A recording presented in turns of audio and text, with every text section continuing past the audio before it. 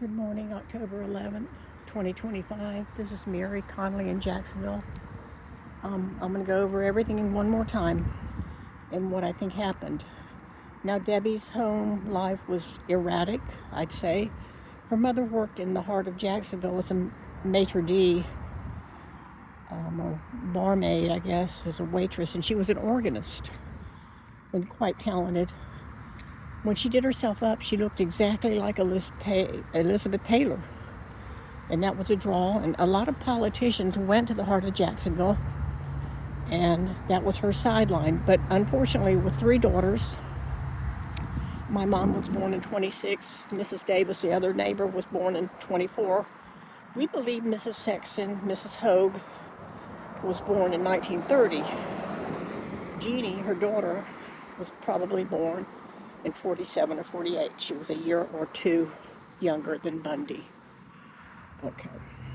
I've always wondered if Jeannie might have been a stepsister or half-sister, as they say, because Jean would have been 17 or 18 when Jeannie was born. She married a commander in the Navy, and he worked at NASA, and due to manic depression over the years, which he desperately tried to control, but at that time in the 60s and 70s, I think all they gave him was lithium and electric shock therapy. I never messed with Jean. She reminds me of like Patsy Ramsey. She wanted all the girls to grow up quickly. Debbie I met when we were both about 6 years old. She had came from Corpus Christi, Texas, but the husband wasn't really in the pictures because he worked at NASA. And there was apparently a split going on.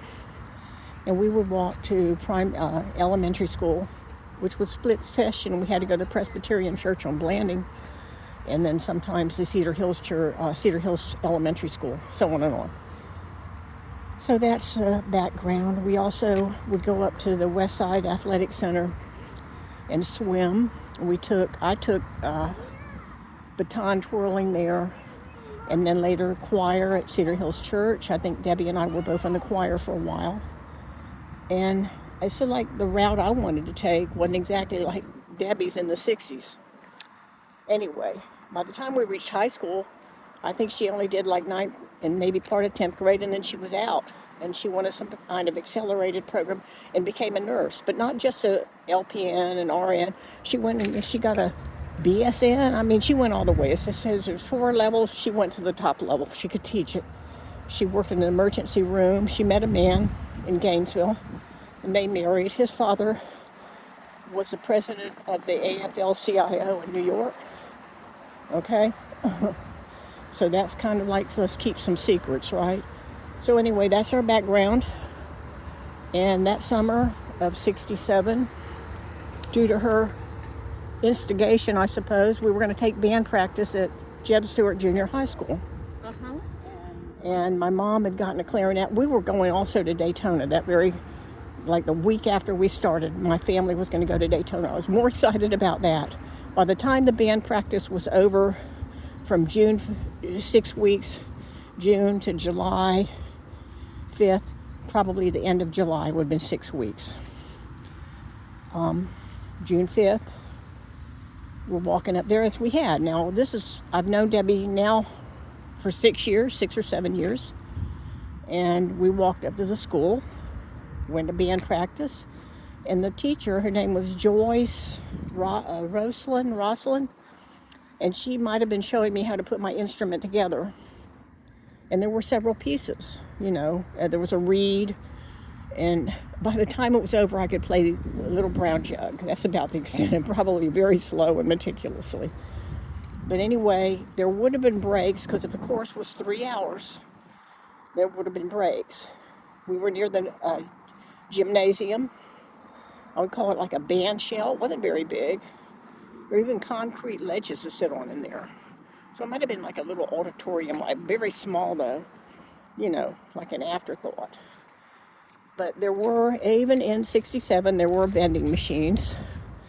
You could get those little candies that were striped. You know what I'm talking about? They were like tan and white, and they had like a peanut flavoring in the center. I want to say Lance, but I don't know what they were called. For a quarter. Drinks were about a quarter. And there was a bathroom attached, because we were close to the gym. Now, the gym was new. It was built on. The campus was shaped like a wagon wheel. But anyway, like I said, Debbie was geared up for summer. She had cut-off jeans that she had frayed, like Wranglers, and a peasant top. The peasant top is white, and it's cotton and fluffy, and had eyelets, the little eyelets. And some people had started calling her Jugs because she was developing. And she had a bob haircut that her mom had let her dye sienna. Now, I don't know if Bundy talked to her in the hallway, and I was not unaware of it. All I know is as we left that June morning, you could smell the elderberry and walking down the walnut pecan trees, and the Towers Hardware was a field, a cow field, on the other side, and we could walk down West Gannett. We usually cut across a baseball field, even though the coaches didn't want us cutting across the field. There was a cutout when you got to La Moya in West Gannett, and we could just go through that little Y-shaped cutout. She stopped abruptly at the bleachers and sat down. I said, "Oh, drama. What is this?" I wanted to go home. I knew we were going to Daytona. I had to ascertain. This took a lot of doing. I had to look at my diary, and I noticed that little red shirt, which I got in Daytona. I wouldn't have had it then. I was wearing it in August, but I didn't have it in June because I got that shirt in Daytona. I specifically remember, when you're a kid, your mom let you get something. I got a little Rat Fink toy, and I got that shirt, and strangely, a straw fedora. Those were the things I got in Daytona. And not at the boardwalk either, at Woolworths probably, because like Woolworths would have a section for summer wear and beach things. So anyway, chances are I was wearing my sneakers, and they weren't kids. They were sneakers you could pick up at the commissary.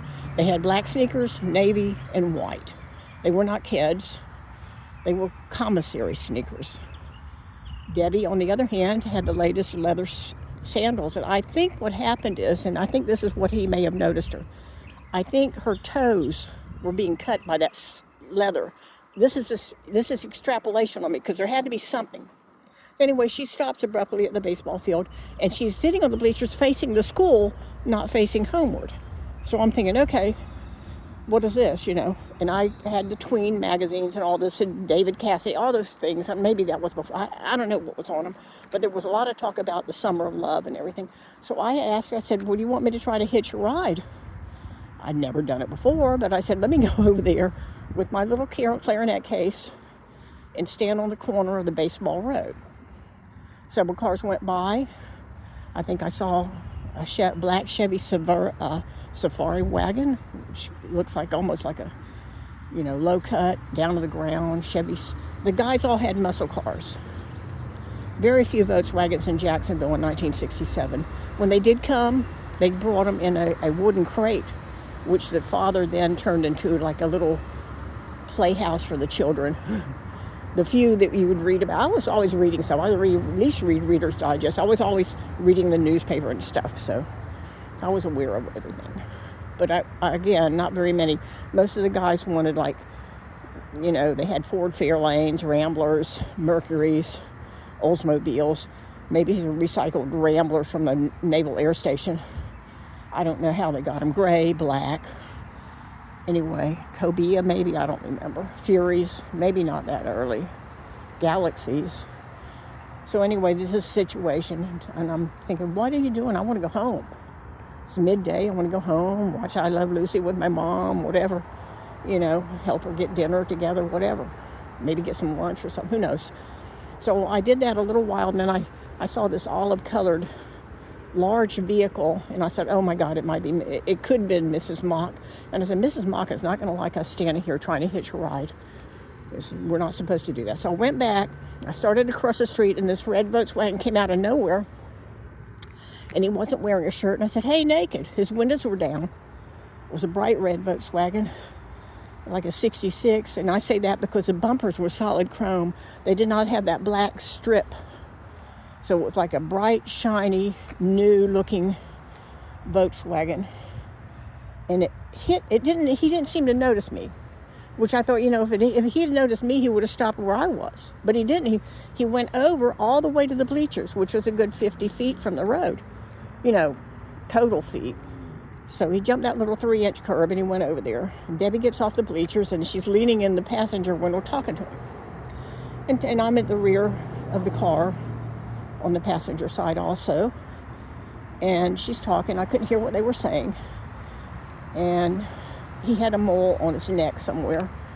You could see that. He was nice looking. He looked like a young Rob Lowe. He looked like Bundy's high school picture with a couple years on him. You know, that high school where he's a real smooth looking and normal. And that's how he looked. He had his haircut had been recent. So then Debbie says, "Get in." I said, "No, we're just pretending. Let's just pretend." And I think she had prearranged to meet him out there. I don't know that. So then I thought about it for a couple seconds, and I did get in. And she lowered the front seat down with this little latch that's on the passenger side. It was white colored. It seemed like white on black. The seats were black Naugahyde. They did not have headrests. They were flat black seats.